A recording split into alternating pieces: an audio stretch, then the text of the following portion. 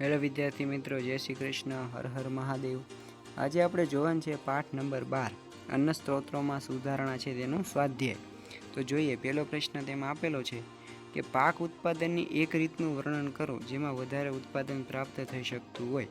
તો એવી રીત છે, એનું નામ શું છે? સંકરણ। તો એની વ્યાખ્યા આપેલી છે, જેમાંથી વધારે ઉત્પાદન થઈ શકે તેવી કોઈ રીત હોય તો તે છે સંકરણ। એટલે કે એક જ જાતિની ઉચ્ચ પસંદગીના લક્ષણો ધરાવતી બે જાત વચ્ચે પ્રજનન પ્રેરી અને નવી ઉચ્ચ લક્ષણોવાળી જાતિ મેળવવામાં આવે છે, જેની રોગ પ્રતિકારક શક્તિ, ઝડપી વૃદ્ધિ દર, એટલે કે વૃદ્ધિ દરનો મતલબ સરળતાથી ઝડપથી તે મોટી થઈ શકશે અને વધારે નીપજ એટલે વધારે પાક અને તેની ગુણવત્તા પણ સારામાં સારી હશે। એટલે કે ઈચ્છિત લક્ષણોવાળી કોઈ અલગ અલગ જાત હશે, એની બંને વચ્ચે પ્રજનન કરવામાં આવે, સંકરણ કરવામાં આવે અને જે નવી જાત બને છે તેની અંદર કેવા કેવા લક્ષણો હશે? તો કે રોગ પ્રતિકારક શક્તિ સારી હશે, ઝડપથી વૃદ્ધિ પામશે, ઝડપથી એની અંદર ફળ આવશે અને જે પાક મળશે એ પણ સારામાં સારો મળશે। બીજું છે સેન્દ્રિય ખાતર અને રાસાયણિક ખાતરનો ઉપયોગ શા માટે કરાય છે? તો એક પ્રકાર એનો તફાવત જ છે। સેન્દ્રિય ખાતર એટલે કુદરતી ખાતર, જેની અંદરથી વનસ્પતિને પોષક તત્વો અથવા કાર્બનિક પદાર્થો બહોળા પ્રમાણમાં પ્રાપ્ત થાય છે, જમીનની ફળદ્રુપતા વધે છે, જમીનની જળ સંગ્રહ ક્ષમતા વધે છે, પર્યાવરણને નુકસાન નથી કરતું, સરળતાથી બનાવી શકાય છે, ઓછા ખર્ચ લાગે છે। આવા બધા સેન્દ્રિય ખાતરમાં એના ઉપયોગોનો સમાવેશ થશે। જ્યારે રાસાયણિક ખાતરનો ફાયદો શું છે? તો કે એની અંદરથી કુદરતી ખાતર કરતાં વધારે પોષક તત્વો મળે। પોષક તત્વો કયા કયા મળે? નાઇટ્રોજન છે, ફોસ્ફરસ છે, પોટેશિયમ છે। અને આનાથી શું થશે? વનસ્પતિનો ઝડપી વિકાસ થશે, એટલે કે ઝડપથી મોટી થઈ જશે, ઝડપથી એની વૃદ્ધિ જોવા મળશે અને જે વનસ્પતિ છે તે પણ કેવી હશે? તંદુરસ્ત રહેશે। તો આ બંનેનો તફાવત હતો। ત્રીજો પ્રશ્ન શું છે? આંતરપાક અને પાકની ફેરબદલીથી કયા કયા લાભ થાય છે? તો પેલું છે આંતરપાક પદ્ધતિ। આંતરપાક પદ્ધતિમાં શું કરવામાં આવે? એક હરોળમાં કોઈ અલગ પાક ઉગાડવામાં આવે, બીજી હરોળમાં કોઈ બીજો પાક। ઉદાહરણ તરીકે પહેલી હરોળમાં સોયાબીનનો પાક વાવ્યો છે તો બીજી હરોળમાં મકાઈનો પાક ઉગાડવામાં આવે છે, તો ત્રીજી હરોળમાં પાછો સોયાબીનનો, ચોથી હરોળમાં મકાઈ, એવી રીતે પાક ઉગાડવામાં આવે છે, જેથી કોઈપણ પ્રકારનો રોગ પણ થતો નથી વનસ્પતિની અંદર। અને જો રોગ થાય તો માત્ર એક જ હરોળ ગુમાવવી પડે છે, બાકીના આખા ખેતરમાં રોગ ફેલાતો નથી। પછી જંતુઓથી નિયંત્રણ કરી શકાય છે, જેનાથી નીંદણ નિયંત્રિત થાય છે, એટલે કે વધારાનું ઘાસ ઉગતું નથી। પછી કોઈ પણ એક પાક નિષ્ફળ ગયો હોય તો બીજો પાક છે એ સરળતાથી વેચી અને એમાંથી ફાયદો મેળવી શકાય છે। પછી પાકની ફેરબદલીના લાભ કયા કયા છે?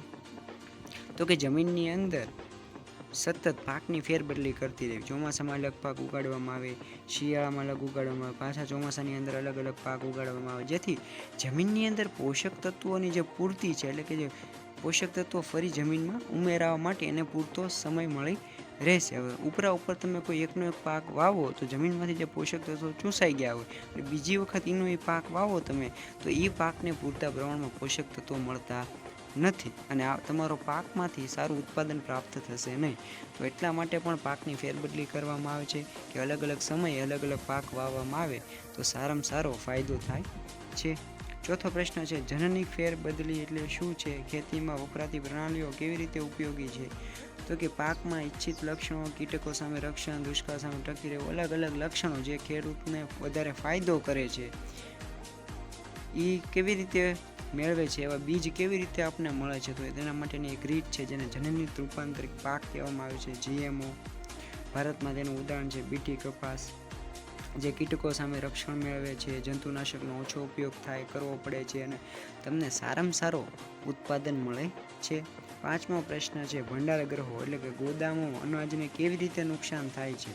તો કે જૈવિક પરિબળો છે, ઉંદર, ઈતળી છે, એવા બધા જે સજીવો છે, ફૂગ છે, તે પણ પાકને ખાય અને પાકને નુકસાન પહોંચાડે છે, અંદરથી પાકને પોલો કરી નાખે છે, તો પાકની ગુણવત્તા જળવાઈ રહેતી નથી, તેને રંગમાં ફેરફાર જોવા મળે છે, વજનમાં ઘટાડો થાય છે, જેથી આપણે આર્થિક રીતે નુકસાન થાય છે। બીજા અજૈવિક પરિબળો છે જેમ કે ભેજનું પ્રમાણ છે, તાપમાન છે, તો તેનાથી પણ આપણા પાકને નુકસાન થાય છે।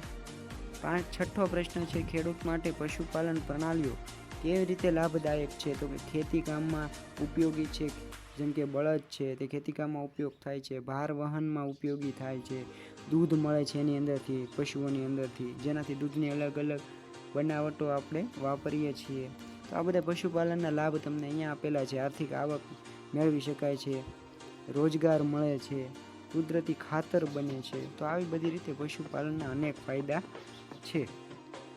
પશુપાલનથી શું લાભ થાય એનો જ પ્રશ્ન છે હમણાં આપણે ઉપર જોયો કે ઘણા બધા ફાયદા છે. જમીનની ફળદ્રુપતા વધે છે, બાયોગેસ પ્લાન્ટ છે, રાંધણ ગેસ ઉર્જા મળે છે, કોનાથી સેન્દ્રિય ખાતરથી છાણા બનાવી શકાય, દૂધનું પશુપાલનમાંથી દૂધ મળે છે, દૂધમાંથી દહીં બની શકે, છાશ બની શકે, એનો ઉપયોગ આપણે કરી શકીએ છીએ, ઘી બનાવી શકાય, ઘી વેચીને પણ યોગ્ય આર્થિક આવક મેળવી શકાય છે.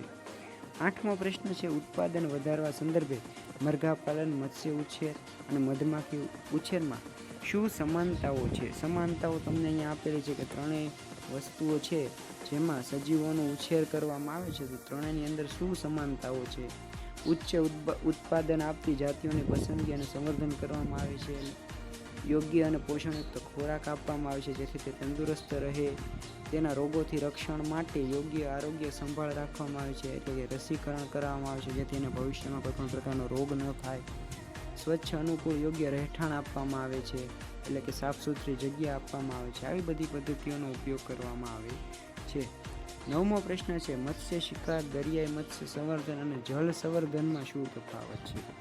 તો કે સંવર્ધન મત્સ્ય ઉછેર એટલે કે મત્સ્ય શિકાર. શિકારનો મતલબ શું થાય? મત્સ્ય શિકાર કે મીઠા પાણી હોય, નદી, મોટું તળાવ હોય, સમુદ્ર છે, એમાં માછીમારો જાય, માછલી પકડી લઈ આવે, એને મત્સ્ય શિકાર કહેવામાં આવે. દરિયાઈ મત્સ્ય સંવર્ધન કોઈ દરિયાની અંદર જ ઝીંગા, મોતી, ભેટકી છે, મુલત છે, એને ઉછેરવામાં આવે, એને મેરીકલ્ચર અથવા મત્સ્ય સંવર્ધન કહેવામાં આવે છે. જળ સંવર્ધન એટલે શું? તો કે તે મીઠા પાણી તથા દરિયાઈ પાણીમાં કરાતું સંવર્ધન છે, જેનો હેતુ શું હોય છે? મત્સ્ય ઉદ્યોગનો હેતુ હોય છે. તો આશા રાખું તમને સ્વાધ્યાય ખબર પડી ગઈ હશે. તો આ વિડીયો આપણે અહીંયા સમાપ્ત કરશું. અસ્તુ. આભાર.